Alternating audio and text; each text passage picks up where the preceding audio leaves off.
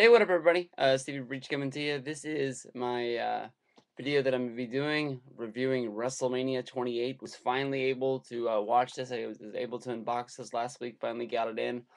A couple weeks late, I think it was because of the t-shirt from WWE Shop. I think was actually on back order and was a holdup. After doing my DVD collection, Clash of the Champions Blu-ray came in. Really good. I really like the gold on the dust cover, and I really like the embossed Ric Flair and Sting. That'll be the next thing that I'm watching. But last night was all about WrestleMania. I cheated. I did watch Rock vs Cena one time off WMR, but because it's on the internet and it's not in HD quality, it was just another match. But watching it last night was just awesome. I can't remember the last time I had as much fun watching an event on DVD or Blu-ray as I did at WrestleMania 28. Yeah, it was kind of fun to find myself in the crowd every chance that I could get. But I can't tell you enough.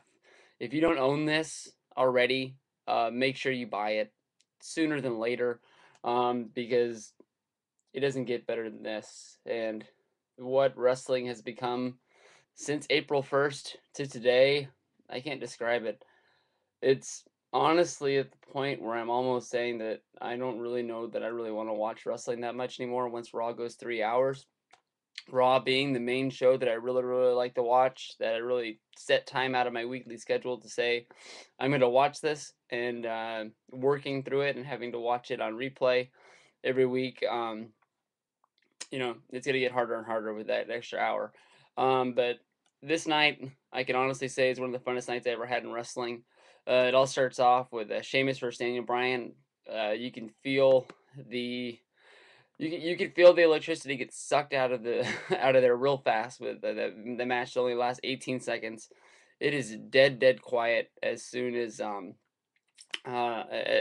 Sheamus wins. There's honestly no reaction. I don't think that all those people really thought that Daniel Bryan really had a chance to win, but they thought that he was actually going to have a chance to try and show that he is a main player in the WWE, and not just lay down for Sheamus the way he did. From there, we go to Kane versus Randy Orton. Because we arrived at the arena late, I went to go get a soda and take a piss during this match because, as everybody knows, I'm not a big Randy Orton fan, and I'm not a really big Kane fan, and these guys being paired up really didn't make sense. But honestly, this match on DVD Blu-ray really did surprise me.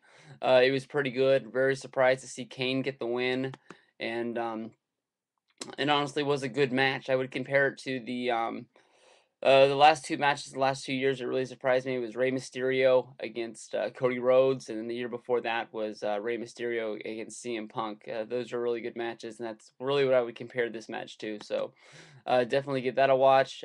From there, we go to Big Show versus Cody Rhodes, which is eh, when I was there, I remember being upset that Cody Rhodes didn't get the win, and Big Show did, and how emotionally he got to win the Intercontinental Championship, which really doesn't matter. And watching it last night, really had the same feeling. Nothing really spectacular there. The Chicks match, nothing really great there. I was really surprised with them putting Eve in this match. I know they'd like to put over Eve, like she's one of the best wrestlers they have, but they could have easily kept Beth Phoenix and Natalya together for this match. Eve is getting highlighted later on in the night, so that's the only thing that I could really think of. From there, we go to the Hell in the Cell match, Triple H against Undertaker. This match was so much fun live, and I think it's honestly better to watch on DVD or Blu-ray because when you're sitting in the crowd, you don't get to hear it. And however they mic'd up the ring that night, you get to hear every emotion. You get to hear Shawn Michaels and Triple H bicker back and forth about Shawn Michaels is going to stop the match, and Triple H is saying I'm not going to stop until you stop it, and Undertaker is saying don't stop the match, don't stop the match. You hear everything in the ring, and it is, I mean, it is as close to reality TV, I guess you could say, to anything out there. I really, really like the dynamic of it. I've never really honestly seen anything like that. There's been times when they let you hear what's going on in the ring, if that's what it's supposed to, but never for a whole entire match like that. I really, really liked it. I mean, there's times during the match when it's so climatic to what's going on that I mean, like, it's so quiet, it sounds like you can hear the guy in the last row. And I'm not talking quiet like, during the Team Johnny versus Team Teddy match when nobody really cares what's going on. I'm saying this, you could tell. I mean, I've never really been nervous watching a match on DVD that I know what's gonna happen, but I found myself like biting my nails during it, doing that nervous thing. Like, I mean, the match had so many things that was going on, like Triple H just hitting Undertaker with a chair 15, 20 times, however many it was. Undertaker beating on Triple H's eye, trying to make it bleed. All the times that Shawn Michaels got pushed out of the way, and you're just waiting for Shawn Michaels to explode on Undertaker and on Shawn Michaels to see if this friendship is gonna last or the respect between him and the Undertaker is gonna last.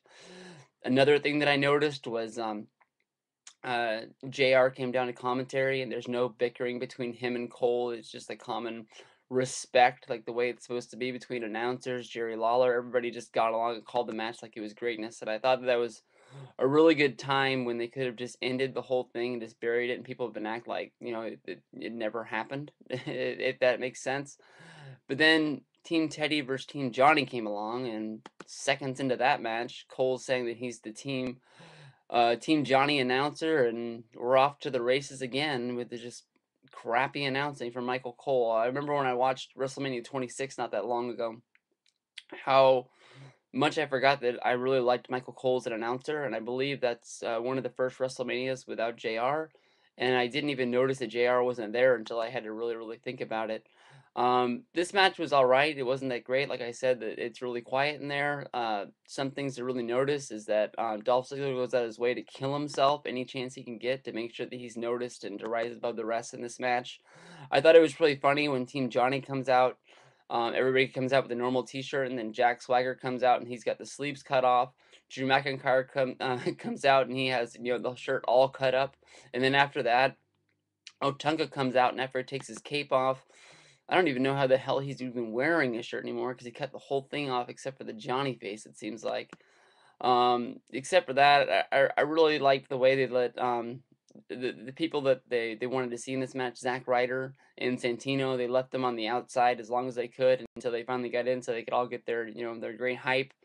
The ending was fun with Eve, kicking Swagger in the nuts and coming out, but I don't know how the storyline changed from this that to the other, but I mean, why she didn't actually do it during the match? That way, she could have joined Team Laurinaitis and been the reason that they won.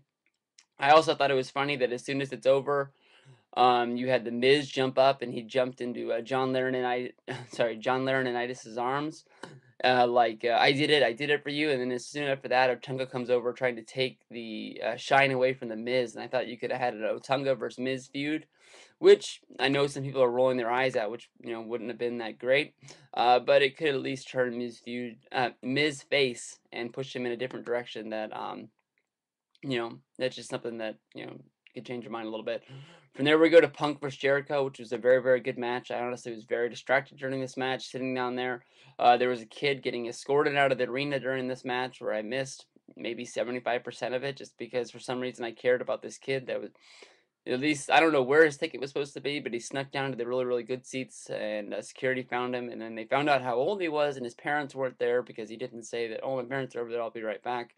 He just said, "Oh, my mom and dad aren't here. They dropped me off." So they were calling his parents and escorting him out of the arena. I don't know if the parents got in trouble or not, but security was not happy. From there we go to Rock vs John Cena. I'll also let you know everything on the DVD is intact. Both entrances, the Metallica song. I couldn't tell anything from anything else that anything was missing, but Rock vs Cena is a different match that I saw that night. I honestly sat there and in all the excitement, I thought the match was very, very short. I could have guessed it was less than 10 minutes. People told me that I was wrong, but I didn't want to believe them. And watching this back, I couldn't believe how good this really, really was. I mean, it is an excellent match.